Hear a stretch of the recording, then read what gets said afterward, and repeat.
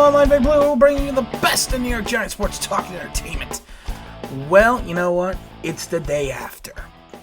It's the day after the 17-9 Rams loss, and it's a time to reflect. And I've had more of an opportunity to digest the loss and digest where the problems are on this team, and have a better opportunity to take a look at what we've done, what we did well, what we could have done better.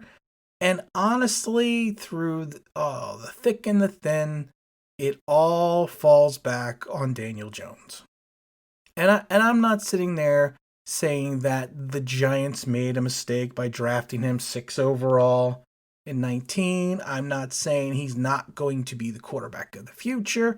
I'm not saying that he's Dave Brown or Jeff Rutledge or Ken Graham or Danny Cannell or Craig Morton or Scott Bruner. I'm not saying he's any of that. But right now, Daniel Jones is the major concern and major problem for the New York Giants. You can sit there and say, well, Jason Garrett is dull, his offensive play calling, and the line had problems. Jason Garrett is probably dull because of the fact that Daniel Jones just is not making the reads. I love it because Mark Schlereth, or whatever, however you pronounce his name, the announcer on the game yesterday, said it best. You know, Daniel Jones is what he referred to as red striping, which I thought was a very apropos comment. He says, watch the red stripe on his helmet. That is where he's going, and that's where he locks onto, and that's where he throws from the minute he hikes the ball. And in other words, it was a more articulate and fancy way of saying that he's locking onto his primary target and primary receiver, right at Jump Street. That's what the red stripe is. And I thought that was great because, you know what, I went back and looked at some of the game, and he's right. A lot of his passes were telegraphed, and a lot of his passes were thrown to spots that as soon as he hikes the ball, if you watch the red stripe on his helmet, that's where it's going. I mean, it's not that difficult to figure out. So if they can see it up in the booth, you do not think that they can't see it down on the field? And that's the major issue. He is locking onto his primary target, and that's where he's going, and that's where the defense is flowing to. And people are like, well, it's because Evan Ingram can't hold all the ball or this, and the wide receivers can't get separation. We don't know if the wide receiver is getting separation because if you actually take a look at the whole totality of the field, he's locking on to one primary target, and that is dangerous. And I have to go back and watch more of his 2019 because I don't recall him doing that so extensively. I have a feeling that he was more, he was more having the ability to see the whole field, but right now it seems like he has tunnel vision. And like I said, he's red striping. Especially watch the last drive. He hikes the ball comes back to him. If you watch which way the stripe on his helmet is pointing, that's where the ball is going, and that's where it's going the minute he gets when he gets the ball back from the center. Plain and simple. And that is a dangerous way to play football.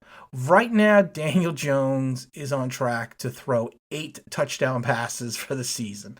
Now, I think he's going to throw more than that, but if you take the first 4 games and extrapolate it over 16 games, that would be 8 touchdown passes. I mean, and a whole lot of interceptions. We have to, he's got to control the turnovers. And I laugh because I said before, he is getting progressively worse each game. From the September 14th game with Pittsburgh to the October 4th game with the Rams, he is steadily getting worse each game. And his decision-making capabilities is also getting worse. And people are like, well, he just needs to run more. He's running more. He's running more because Jason Garrett is calling that type of offense because of the fact that Daniel Jones can't get the ball down the field. Plain and simple. And a lot of times, what's happening is teams are losing containment and losing the edge against Daniel Jones, and that's how he's going to get to the outside. But that is a dangerous way for your quarterback to make a living. Daniel Jones, yeah, 6'5, 220 pounds, but he is not going to survive an entire season playing that type of football. He is not Lamar Jackson, not even close. And the problem is, if he's not completing those short passes, you know what I find interesting? I am not a big fan of the Rams quarterback. Jared Goff, I'm not a big fan of. But you know what he can do? He knows how to throw a screen. He knows how to play a pitch and catch with the running back out of the backfield. Daniel Jones doesn't really do that often. There were plays that he took sacks that he had an open running back. He checked down on the running backs more this game, but there were plays that he had running backs open that he took sacks, or he took off with the ball, or he tried to force it in someplace. And yes, you know what? Evan Ingram's not catching the ball like he should. Golden Tate's just being Golden Tate. He is what he is. Darius Slayton has started to disappear, and I warned people about this. Darius had 3 for 40. I think 3 catches for 48. He had the long one for 33, but he's starting to disappear a little bit in games. Why? Because I've said this before. Teams will get films on players. It's nothing to worry about yet with Darius. But teams get film on their tendencies, and they play to those tendencies. It's just plain and simple, the league adjusts. And as that's why a lot of players have sophomore slumps and have big, third years.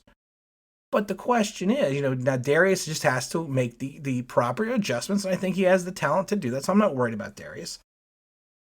But Daniel Jones still had Darius Slayton, Evan Ingram, Golden Tate, and even Deion Lewis, and everyone loves Caden Smith. I'm not a Caden Smith fan. Caden Smith, I think, is what he is. He's an average tight end at best. He's not a starter. But you know what? It's this game right now. The defense, I'm not going to say played lights out. I'm not going to say that because I think the Rams shot themselves in the foot just as much as the defense played well. But I am going to say this, the defense has been improving steadily each week. And I've said it before, I was extremely happy to see Dexter Lawrence, Leonard Williams, and even Dallin Thompson and Austin Johnson at the field at the same time. We got away from the amoeba crap. I mean, it's because we got some linebackers hurt. We went more to the 4-man front, and we were able to slow down their running game. We did have the blunder with James Bradbury, but that is what it is. That happens. But that's just what we need. That's just what we need to look at. The defense has been playing progressively better because I think we're playing to our strengths. Devontae Downs is still not an NFL caliber linebacker. He should not be starting. Kyler, people are going to be like, well, Kyler had 4 tackles and 3 for loss and 1 sack. Yeah, he also missed the edge, containing his edge. I can think of at least 3 plays that were actually pretty big runs and pass plays. Kyler should just rush the passer, and that's why Green Bay got rid of him. He's capable of rushing the passer and not much else. I don't want him playing the run. I don't want him in pass defense. I mean, that's plain and simple.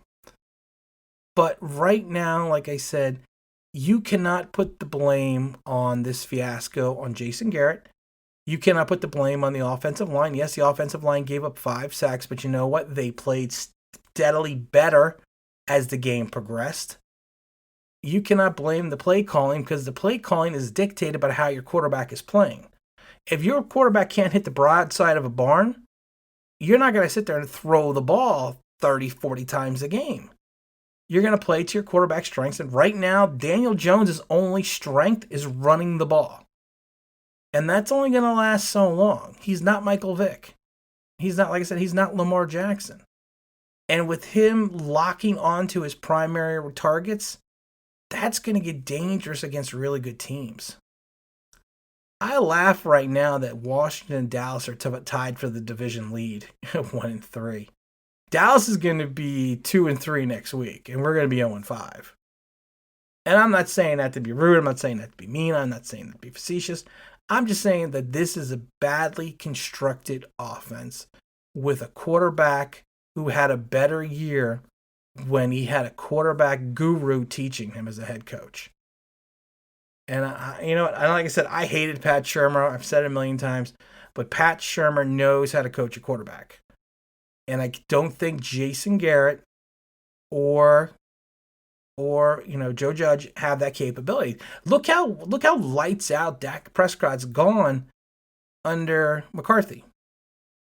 I mean, that should tell you something. Their defense sucks right now, but their offense is lights out. And that's what I wanted. I wanted a coach like McCarthy to come in and teach Daniel Jones, but instead we got Judge. We got Archie and Jughead. We got Archie and Judhead. That's what I'm going to call him right now.